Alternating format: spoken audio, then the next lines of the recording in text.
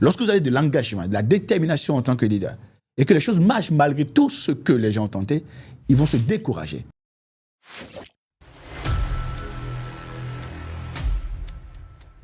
Beaucoup de gens font les choses juste par suivisme. Lorsqu'il y a des résistants au changement au sein de votre organisation, il y a beaucoup de gens qui les suivent par suivisme. Parce que les leaders anti-changement ont été proches d'eux et les ont mobilisés pour se déconnecter donc, du coup, du mouvement d'ensemble que vous essayez de créer. Vous vous battez peut-être pour créer de la croissance durable au sein de votre organisation. Il faut enchaîner les projets. Il faut enchaîner les succès. Il faut enchaîner les exploits. Il faut les faire tellement que vous allez décourager les détracteurs. C'est-à-dire que les détracteurs vont constater que malgré tout ce qu'ils font, le business tourne, l'entreprise marche.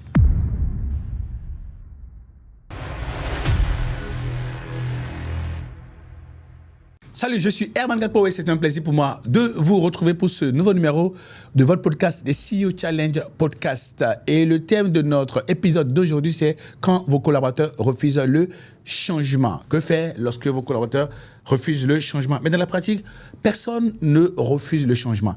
Les gens ne refusent pas le changement, ils ont peur du changement. Alors, je vais aborder ce sujet en plusieurs épisodes, n'est-ce pas? Et ce qui forcément m'amène à n'aborder qu'un premier aspect aujourd'hui. D'accord? Et l'aspect que je vais aborder aujourd'hui est essentiellement lié au cas où vous avez l'impression que non seulement les gens refusent le changement, mais ceux qui, on va dire, les perturbateurs, les résistants au changement, on va dire les détracteurs sont plus nombreux, n'est-ce pas, que les gens qui sont prêts à faire le changement avec vous.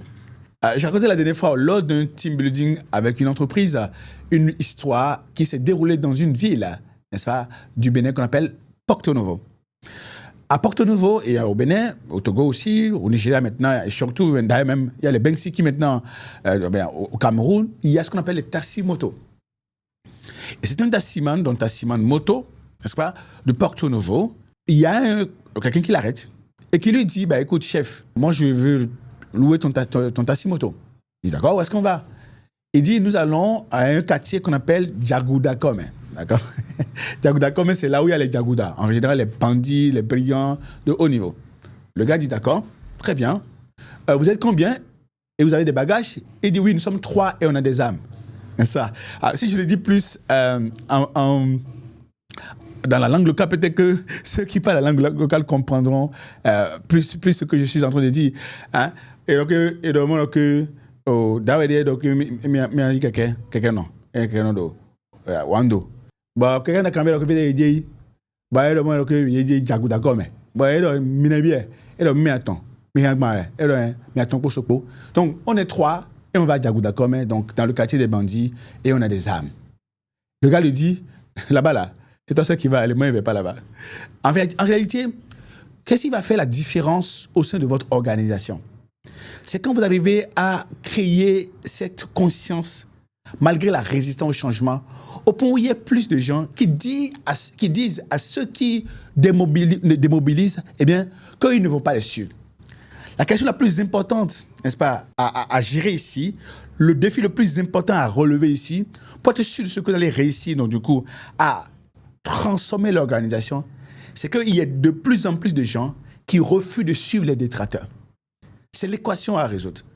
Donc, exactement comme ce taximan moto qui dit au gars, tu dis que tu vas à Djagouda Kome, le quartier des bandits, et vous êtes 3 avec 3 âmes, c'est toi seul qui ira là-bas, moi je ne te suivrai pas.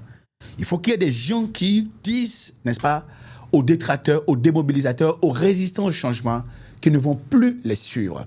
Alors, comment est-ce qu'on y arrive? À travers 3 méthodes essentielles ou 3 étapes essentielles.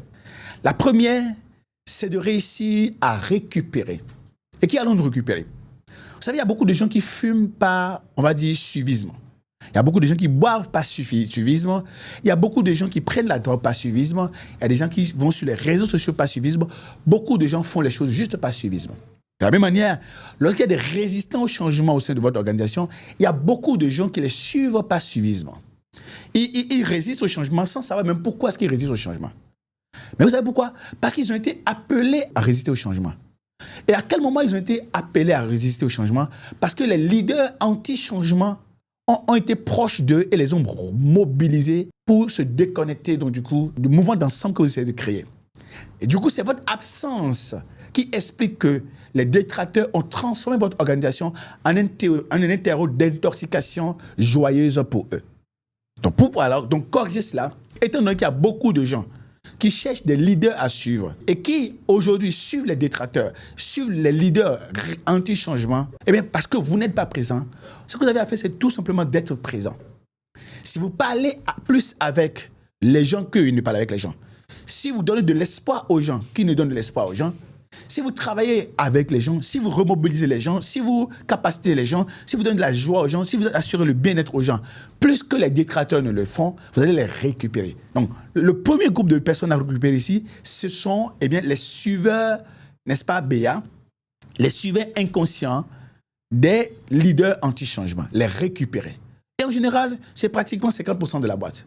Si vous pouvez les récupérer à nouveau, vous allez remettre la boîte au travail. Mais supposons même que c'est 35%, n'est-ce pas? Magnifique. Maintenant, même s'il y a de la résistance au changement, il y a un groupe de gens, au moins 15% de l'organisation, qui, eux, ils sont avec vous. Ils veulent se battre avec vous. Ils se battent déjà avec vous.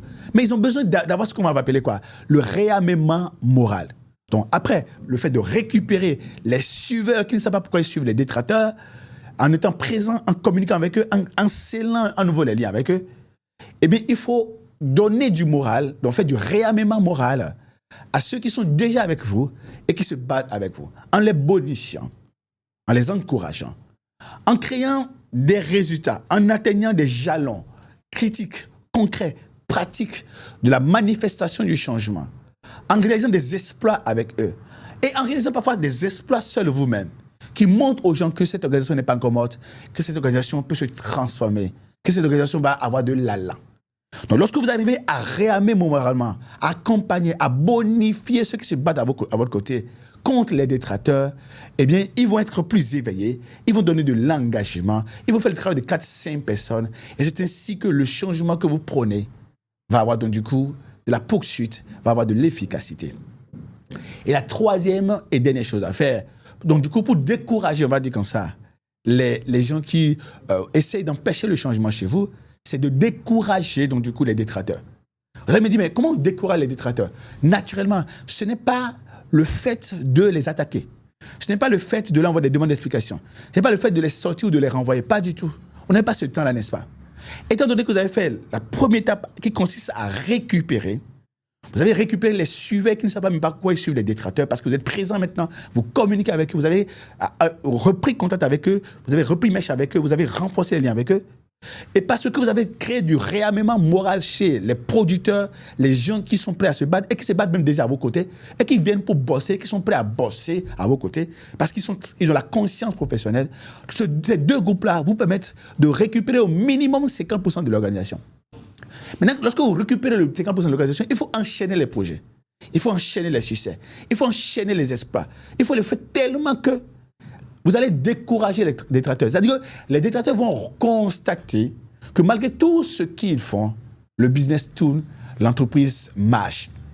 Vous savez, lorsqu'une entreprise commence à avoir de la difficulté, a besoin de réforme et de transformation, lorsqu'on prend des décisions drastiques, il y a parfois des gens qui peuvent partir, ou lorsque c'est compliqué, les gens qui peuvent partir. En général, quand ils partent, en général, ceux qui restent, les détracteurs qui sont restés, ils sont convaincus que ça ne va pas marcher. Lorsque vous avez de l'engagement, de la détermination en tant que leader, et que les choses marchent malgré tout ce que les gens ont tenté, ils vont se décourager. Donc, 3 points essentiels. Récupérer ceux qui suivent bêtement, sans savoir pourquoi, et donc, du coup, leur donner l'espoir, recréer les liens avec eux et leur montrer que vous avez de la transformation à faire. Réarmer moralement ceux qui sont prêts à se battre, ceux qui ont la conscience professionnelle, les accompagner, créer l'énergie chez eux. Produit tellement de résultats au point où vous réussissez à décourager ceux qui ne veulent pas que les choses marchent. Vous vous battez peut-être pour créer de la croissance durable au sein de votre organisation, pour assurer la pérennisation, la solidité de la performance continue. Et il y a des gens qui veulent empêcher cela. Eh bien, il faut de la détermination. Tout ce qui vaut la peine d'être fait se trouve au sommet de la montagne ou de la colline. Tout ce qui vaut la peine d'être fait se trouve au sommet de la montagne de la colline. Il faudra gravir la montagne, il faudra gravir la colline pour faire des choses extraordinaires. Nous sommes parfois choqués, nous sommes parfois énervés et frustrés de voir que les gens nous empêchent. Mais en réalité, quand tu veux réaliser une vision, ça ne peut pas être une chose simple, ça peut être quelque chose de très compliqué. Ça nécessite de la concentration, de la détermination, de la résilience, de la performance et la capacité de performance adaptative. Et c'est vous qui devez comprendre qu'en réalité, vous ne devez pas être choqués ni surpris de voir que les gens ne sont pas à vos côtés. Et il faut être méthodologique et holistique, tracer une méthodologie avec des étapes, avec un engagement et avec de la détermination à créer du résultat au quotidien. Et ça qui vous permettra de faire la différence. Et si vous cherchez à faire de la transformation au sein de votre organisation et qu'il y a des difficultés, eh bien, nous avons un programme de transformation d'entreprise que nous déroulons pour beaucoup d'entreprises qui ont du mal à faire de la croissance et qui reprennent à nouveau de la croissance et de la joie de produire, la joie de faire 30, 40% et plus de 40% de croissance. C'est possible pour tout le monde. Vous pouvez solliciter les services de HNC Executive Education. Nous sommes présents dans 14 pays africains avec des bureaux. Vous pouvez avoir plus d'informations sur notre site www.hcexecutive.co, hcexecutive.co. Et si vous n'avez pas encore participé aux journées de la croissance commerciale, il reste des villes encore où ça se déroule. Certainement, votre ville est concernée. Vous pouvez aller sur www.salesgrowthdays.com pour savoir quelles sont les villes qui restent et comment vous ferez pour participer aux journées de la croissance commerciale. Quand j'ai dit ça, j'étais très heureux d'avoir été avec vous pour ce nouveau numéro de votre podcast, de CEO Challenge Podcast. Si vous n'êtes pas encore abonné à la chaîne, c'est maintenant qu'il faut le faire. Et si vous pensez que ces vidéos sont très intéressantes et peuvent servir à d'autres personnes, partagez-les dans votre groupe, vos groupes WhatsApp, sur vos pages de réseaux sociaux. Et bien, vous allez permettre à ce que d'autres personnes bénéficient de ces contenus comme vous. Allez, on se dit à très vite.